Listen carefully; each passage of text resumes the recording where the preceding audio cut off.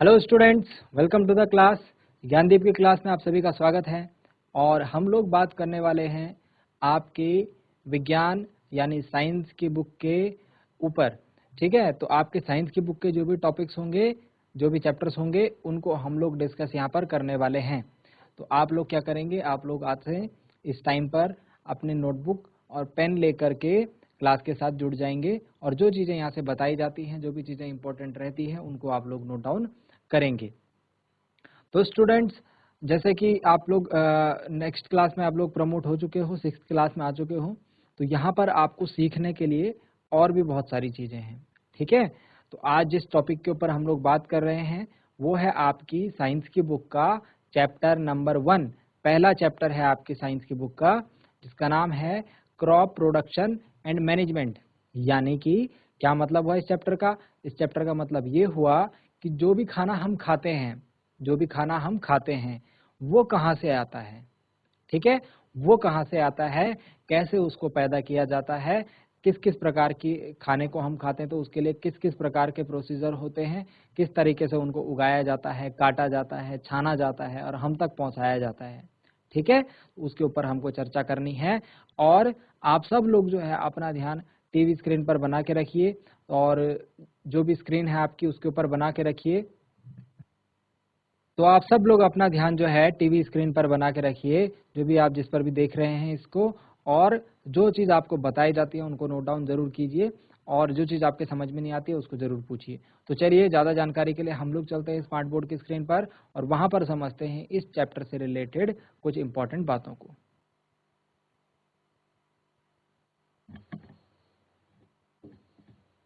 तो dear students, class है आपकी 8 और चैप्टर है पहला,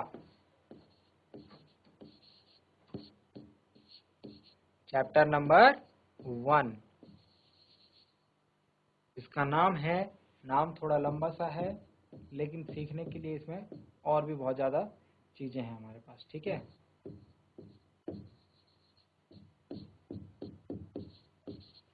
crop production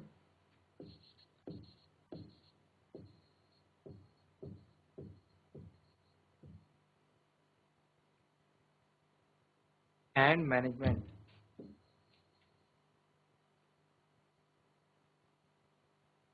crop production and management.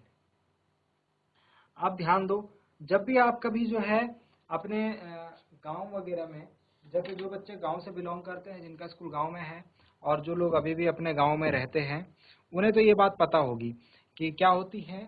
जो फार्मर होता है, फार्मर किसको बोलते हैं? फार्मर बोलते हैं किसान को। तो ये किसान क्या काम करता है? ये किसान बहुत इंपॉर्टेंट काम करता है। ये इंसान जो काम करता है, ये इसका काम होता है टू ग्रो क्रॉप्स, यानी कि फसल उगाने का काम करते हैं ये। और फसल क्यों उगाते होंगे ये? क्योंकि फसल उगाने से हमको फिर भोजन जो हम खाते हैं, क्या भोजन हम खाते हैं? हम लोग आटा खाते हैं। क्या खाते हैं हम? आटा। तो आटा किससे बनता है? गेहूं से। आटा किससे बनता है? गेहूं से। गेहूं कौन उगाता है? ये किसान उगाता है। हम लोग खाते हैं चावल। चावल की फसल कौन उगाता है? ये किसान उगाता है। हम लोग खाते हैं दालें। दालें कौन उगाते हैं? ये किसान उगाते हैं। तो ये जो भी भोजन है एटसेट्रा, ये सभी भोजन जो है फसलों के द्वारा उगाया जाता है। और इसको कौन उगाता है? हमारा फार्मर उगाता है, हमारा किसान उगाता है। ठीक है, तो जो लोग गांव में होंगे उनको पता है कि ये भी जो भी फूड है, जो भी खाना है, ये कौन? किसानों के द्वारा उगाया जाता है, और इसके लिए कितनी मेहनत लगती है, किस प्रकार से इसको उगाया जाता है। ठीक है, अब हमने क्या देखा? हमने ये देखा कि ये जो भोजन है, ये जो भोजन है या फिर जो ये फूड है, इसको कौन खाएगा? इसको खाएगा मनुष्य। ठीक है, या फिर जानवर, ह्यूमन। और फिर उससे उनको क्या मिलेगी? ऊर्जा मिलेगी, एनर्जी मिलेगी, एनर्जी मिलेगी। आपको पिछली क्लासेस में आपने पढ़ा होगा कि पौधे भी क्या होते हैं, पौधे भी सजीव होते हैं। पेड़ पौधे, प्लांट्स, ये भी क्या होते हैं, सजीव होते हैं।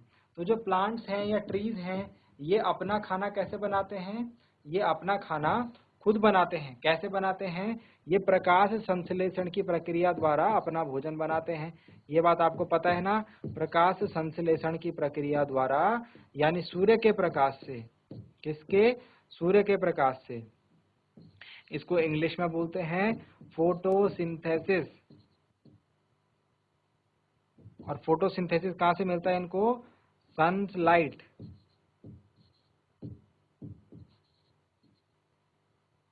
ठीक है, जो सन की लाइट होती है वहां से क्या करते हैं, अपना भोजन बनाते हैं, और उससे इनको क्या मिलती है, एनर्जी मिलती है, ऊर्जा मिलती है। ठीक है, तो मनुष्य अपना भोजन कैसे बनाएंगे, मनुष्य अपना भोजन इन पौधों से लेंगे। जो भी पौधे हैं उनको खा करके, उनके किसी भाग को खा करके, जैसे आप लोग क्या करते हो, जैसे आप लोग दाल खाते हो, तो दाल के लिए आपको क्या करना पड़ेगा, पौधे लगाने पड़ेंगे दाल के, है ना। तो मनुष्य अपना भोजन कहाँ से प्राप्त करेगा, पेड़ पौधों से। और पौधे अपना भोजन कहाँ से प्राप्त करते हैं, सनलाइट से, सूर्य के प्रकाश से। ठीक है, और तब जाकर के उनको क्या मिल पाती है, ऊर्जा मिल पाती है। ये बात समझ में आ गई। ठीक है, अब इसको लिख लीजिए आप।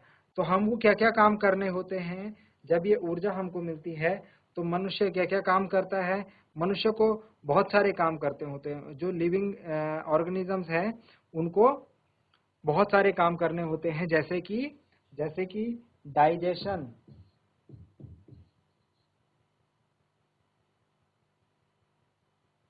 और रेस्पिरेशन,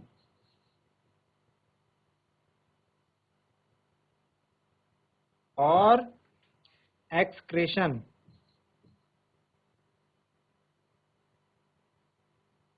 यानी कि डाइजेशन मतलब भोजन का पाचन, जो हम खाना खाते हैं ना उसको पचाने के लिए ऊर्जा चाहिए होती है। ठीक है, और रेस्पिरेशन मतलब श्वसन, सांस लेने और छोड़ने की प्रक्रिया। सांस लेने और छोड़ने के लिए भी ऊर्जा चाहिए होती है। ठीक है, तो उसके लिए भी ये ऊर्जा चाहिए होती है। और एक्सक्रीशन, एक्सक्रीशन यानी जो भी हम खाना खाते हैं वो शरीर के बाहर निकालना, जो वेस्ट फूड है, जो वेस्ट फूड है, वेस्ट मटेरियल, शरीर के अंदर जो वेस्ट मटेरियल होते हैं ना वो शरीर से बाहर निकालने हैं, तो उसके लिए एक्सक्रीशन की प्रक्रिया होती है। तो एक्सक्रीशन की प्रक्रिया के लिए भी ऊर्जा चाहिए होती है। तो इस प्रकार हमारे शरीर को ऐसे बहुत महत्वपूर्ण काम करने होते हैं, जैसे खाने को पचाना, श्वास लेने का कार्य, और जो वेस्ट मटेरियल है बॉडी में उसको बाहर भेजने का कार्य। तो इन सभी के लिए ऊर्जा की आवश्यकता होती है। वो ऊर्जा मनुष्य को कहाँ से मिलती है, वो ऊर्जा मनुष्य को भोजन से मिलती है। ये बात समझ में आ गई, इतनी बात समझ में आ गई। जो दो बातें हमने अभी तक करी वो समझ में आ गई। पहली बात हमने क्या करी, पहली बात हमने ये करी कि किसान जो है फसल उगाता है, इट ग्रो क्रॉप्स, उससे क्या होता है, हमको भोजन मिलता है, और उस भोजन को हम लोग खाते हैं। ठीक है, तो भोजन किस प्रकार का, जैसे आटा हो गया, चावल हो गया, दालें हो गया आदि, और उस भोजन से मनुष्य को ऊर्जा मिलती है। और पौधे अपनी ऊर्जा कहाँ से प्राप्त करते हैं, प्रकाश संश्लेषण, सूर्य के प्रकाश से। ठीक है, और ये प्रकाश संश्लेषण है जो ये प्रक्रिया का नाम है, इसको आप याद रखेंगे, इसको आप अगली क्लास में और अच्छे तरीके से समझेंगे। ठीक है, तो प्रकाश संश्लेषण की प्रक्रिया से जो पौधे हैं वो अपना खाना बनाते हैं और उनको ऊर्जा मिलती है। अब एक और बात, हमने अभी क्या बात करी थी, क्रॉप, क्रॉप के ऊपर हमने बात करी थी कि क्रॉप जो है वो किसान उगाता है, फसल जो है किसान उगाता है अपने खेतों में। तो हम हेडिंग डाल लेते हैं क्रॉप, क्रॉप यानी फसल। तो फसल क्या होती है, अब हमारे पास क्वेश्चन है फसल क्या होती है। तो फसल के लिए हमारे पास सीधा सीधा एक आंसर है कि जब हम एक ही प्रकार के पौधों को लगाएंगे खेत में। जैसे सपोज आपके पास ये बहुत बड़ा खेत है, आपने क्या करा, इसमें सब जगह ये गेहूं की फसल लगा दी। ठीक है, आपने इसमें सब जगह गेहूं लगा दिया, तो गेहूं होगा पूरे खेत में, बड़े से खेत में, तो हम इसे कहेंगे गेहूं की फसल। ठीक है, हम इसे क्या कहेंगे, गेहूं की फसल। आप इसमें पूरे के पूरे में चावल लगा दो तो हम इसे कहेंगे चावल की फसल, है ना। तो इस प्रकार से मतलब जो भी आप इसमें पौधे लगाएंगे, पूरे खेत में जिसके पौधे लगेंगे वो होगा उसकी फसल। ठीक है, तो फसल में हमने क्या करना है कि किसी एक जगह पर अगर एक ही प्रकार के पौधे हम लगाते हैं तो उसको फसल कहते हैं। आई बात समझ में? इसको कर लेते हैं नोट डाउन। इसको लिखेंगे हम व्हेन। लिखिए आप मेरे साथ, जब मैं लिख रहा हूं तो आप भी लिख सकते हैं, और जब मैं आपको समझा रहा हूं तो आप लोग समझने पर ध्यान दीजिए। ठीक है, when plants of the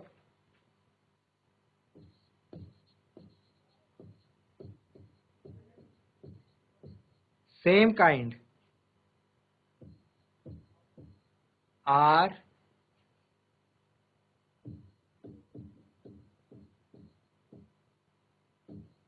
cultivated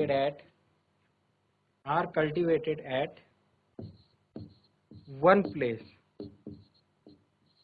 on a large scale. On a large scale, it is called a crop. Full stop, inverted commas, close. ठीक है, और इसको अंडरलाइन कर देंगे।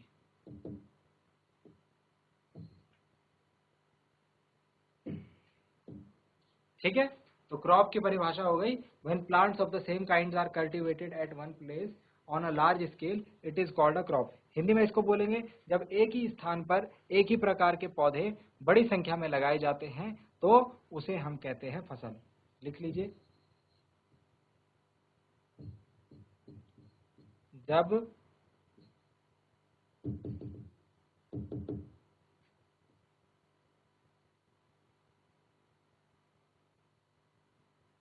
एक स्थान पर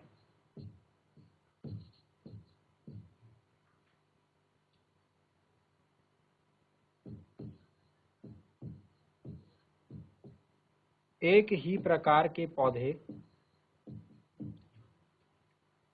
एक ही स्थान पर एक ही प्रकार के पौधे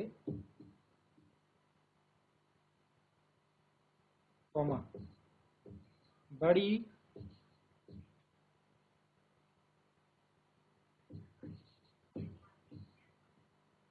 संख्या में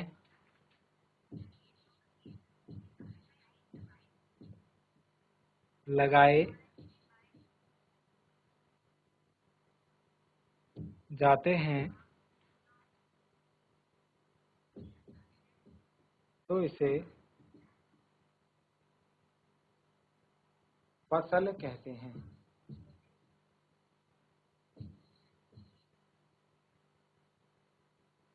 तो इसे फसल कहते हैं। ओके, तो ये थी डेफिनेशन फसल की।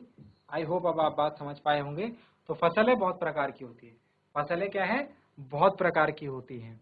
गेहूं की फसल, चावल की फसल, लेकिन इसमें भी जो है एक बड़े प्रकार की फसल होती है। ठीक है, जो कि हमारे देश में अलग अलग पॉइंट्स के ऊपर अलग अलग बेसिस के ऊपर डिपेंड करती है। ठीक है, ये आपने लिख लिया होगा।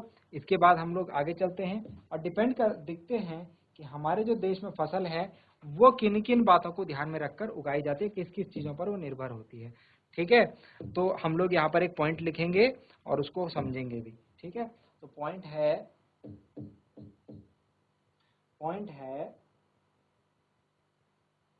पहला पॉइंट तो ये है, crops are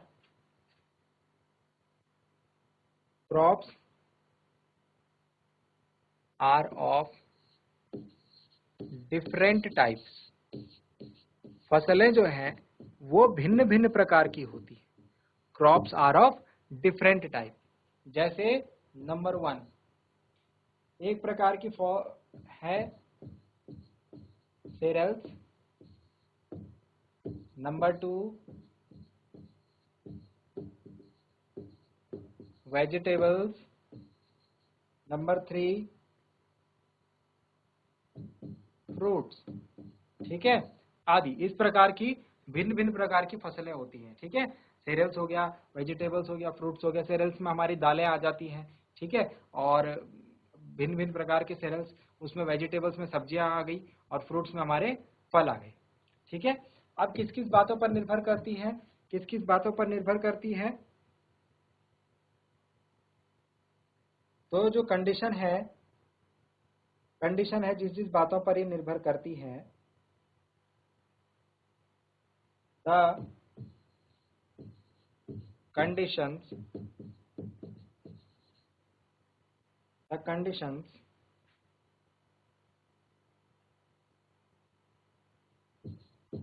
on the basis of crops are classified in our country। मतलब कि हमारे देश में, इन आवर कंट्री, हमारे देश में जो फसलें हैं वो किन किन अवस्थाओं पर, किन किन कंडीशंस पर आधारित होती हैं। तो जैसे कुछ क्लाइमेटिक कंडीशन है विशेष रूप से, उसके आधार पर देश के भिन्न भिन्न जगहों पर भिन्न भिन्न प्रकार की फसल उगाई जाती है, जिसमें से जो कि कंडीशंस हैं जैसे कि टेम्परेचर, कहीं पर गर्मी होती है तो कहीं पर ठंडा होता है ना, कोई जगह गर्म होती है तो कोई जगह ठंडा होता है। अब देखो आम है, आम मैंगो जो है ये गर्म जगह पर लगता है। मैंगो कहाँ लगता है? गर्म जगह पर, जहाँ पर गर्मी होती है। और एप्पल है, सेब, ये कहाँ लगता है? ये आपने देखा होगा पहाड़ों में लगता है, ठंडी जगहों पर लगता है, ठीक है। तो ये जो है हमारे पास टेम्परेचर के आधार पर जो है फसल लगाने के जो तरीके हैं वो अलग अलग हैं। इसके अलावा ह्यूमिडिटी, आर्द्रता, आर्द्रता का मतलब है कि नमी, जो वायु में पानी है, हमारे आसपास क्या है? वायु। अब आप एक बात बोलोगे कि सर पानी तो हमें दिख जाता, लेकिन हमारे आसपास क्या है? वायु के छोटे छोटे कण हैं, इतने छोटे कि हम इन्हें नहीं देख सकते, लेकिन इनके अंदर पानी है। इनको हम कहते हैं जल वाष्प। क्या कहते हैं बच्चों हम इनको? जल वाष्प, यानी वाटर वेपर। तो हमारे आसपास भी पानी है, लेकिन वो पानी वेपर यानी वाष्प की अवस्था में है, ठीक है। वो हमारे आसपास है छोटी छोटी बूंदों के रूप में, लेकिन हमें वो दिखाई नहीं देता, क्योंकि वो वायु के साथ, जो हमारे आसपास वायु है, हवा है जो हमारे आसपास, उसके अंदर है, ठीक है। तो उस जल वाष्प की मात्रा को ही हम लोग ह्यूमिडिटी कहते हैं, आर्द्रता कहते हैं, ठीक है। क्या कहते हैं? आर्द्रता। समझ में आ गया ह्यूमिडिटी क्या हो गया? तो टेम्परेचर हो गया, ह्यूमिडिटी हो गया, मेरे साथ लिखते भी रहिए। नंबर थ्री टेम्परेचर हो गया, ह्यूमिडिटी हो गया, और एक बहुत ही मुख्य, भारत में जो हमारे देश में जो खेती होती है, जो फसल उगाई जाती है, वो इस तीसरे पॉइंट पर बहुत ज्यादा निर्भर है, यानी वर्षा पर। कई जब अगर वर्षा ठीक हुई, अगर बारिश हो गई अच्छी खासी, तो फसल क्या होगी? अच्छी। अगर बारिश हुई खराब, बारिश नहीं हुई, तो आपने देखा होगा क्या पड़ जाता है? सूखा पड़ जाता है, फसल बर्बाद हो जाती है, ठीक है। तो वर्षा अच्छी होनी चाहिए, ज्यादा वर्षा भी नहीं होनी चाहिए। ज्यादा वर्षा आ जाएगी तो बाढ़ आ जाएगी, और अगर वर्षा नहीं आएगी तो सूखा पड़ जाएगा। तो ज्यादा वर्षा भी नहीं होनी चाहिए, और वर्षा तो होनी ही होनी चाहिए, ऐसा ना हो कि वर्षा हो ही ना। लेकिन वर्षा कितनी होनी चाहिए? उचित मात्रा में होनी चाहिए। अगर वर्षा उचित मात्रा में होगी तो हमारी जो फसल है बच्चों, वो भी अच्छी होगी, और अच्छा हमको प्रोडक्शन मिलेगा उसमें, ठीक है। तो हमारे देश में ये 3 पॉइंट जो है बच्चों, 3 पॉइंट के ऊपर खेती का बहुत बड़ा प्रभाव है। जो भी हम लोग फसल उगाते हैं, इन 3 बिंदुओं का उसके ऊपर बहुत बड़ा प्रभाव है। चलो मैं इनको लिख लेता हूँ, क्या क्या बातें बोली मैंने? टेम्परेचर मतलब तापमान, अगर ज्यादा गर्मी है तो अलग प्रकार की फसल होगी, अगर ज्यादा सर्दी है तो अलग प्रकार की फसल होगी। ह्यूमिडिटी मतलब आर्द्रता, यानी वायु में जल की मात्रा, हमारे आसपास जो वायु है उसमें भी क्या होता है? जल होता है, लेकिन वो जल वाष्प के रूप में होता है। और नेक्स्ट जो सबसे इंपॉर्टेंट पॉइंट है वो है वर्षा। अगर वर्षा टाइम टू टाइम हो गई, अच्छी मात्रा में हो गई, तो फसल क्या होगी? अच्छी होगी, ठीक है ना। तो ये जो हो गया हमारे वो बिंदु हो गए जिनके आधार पर हम लोग फसल को देखते हैं कि किस जगह पर कौन सी फसल उगानी है। अब एक इंपॉर्टेंट चीज कि फसलें किस प्रकार की होती हैं, तो जो क्रॉपिंग पैटर्न्स हैं वो किस किस प्रकार के होते हैं। तो जैसे आपने सुना होगा, कुछ फसलें खरीफ की फसल होती है, कुछ फसलें रबी की फसल होती हैं। तो वही 2 क्रॉपिंग पैटर्न है हमारे पास, उनको ही क्या कहते हैं, क्रॉपिंग पैटर्न। तो क्रॉपिंग पैटर्न में हमारे पास दो पैटर्न हैं। नंबर 1, क्रॉपिंग पैटर्न्स में हमारे पास दो क्रॉपिंग पैटर्न है बच्चों। नंबर वन में हमारे पास आ जाते हैं खरीफ क्रॉप्स। नंबर 1 में हमारे पास आ जाते हैं खरीफ क्रॉप। खरीफ क्रॉप में कौन कौन सी क्रॉप आएंगी? अब खरीफ की फसल है, हिंदी में भी इसे खरीफ की फसल बोलते हैं। आपको ऐसे टेंशन लेने वाली बात नहीं है। देखो, आपको इंग्लिश में आप ध्यान देना है। आपका जो मीडियम है वो इंग्लिश हो चुका है, ठीक है, मोस्ट ऑफ द स्टूडेंट्स का, ठीक। बाकी मैं हिंदी में भी यहाँ पर लिख रहा हूँ, एक्सप्लेन तो मैं हिंदी में कर ही रहा हूँ, ठीक है। तो आप उसको अपने हिसाब से नोट डाउन कीजिए। खरीफ की फसल, दो प्रकार की फसलें हैं मेजरली, बड़े तौर पर मतलब मोटे मोटे तौर पर देखा जाए तो खरीफ की फसल और रबी की फसल, दो प्रकार के क्रॉपिंग पैटर्न्स है हमारे देश में, ठीक है। अब इसके लिए ध्यान दीजिए। नंबर 1, खरीफ की फसल कब बोई जाती है? खरीफ की फसल बोई जाती है कब? खरीफ की फसल बोई जाएगी रेनी सीजन में। रेनी सीजन यानी वर्षा ऋतु में। खरीफ की फसल बोई जाती है वर्षा ऋतु में।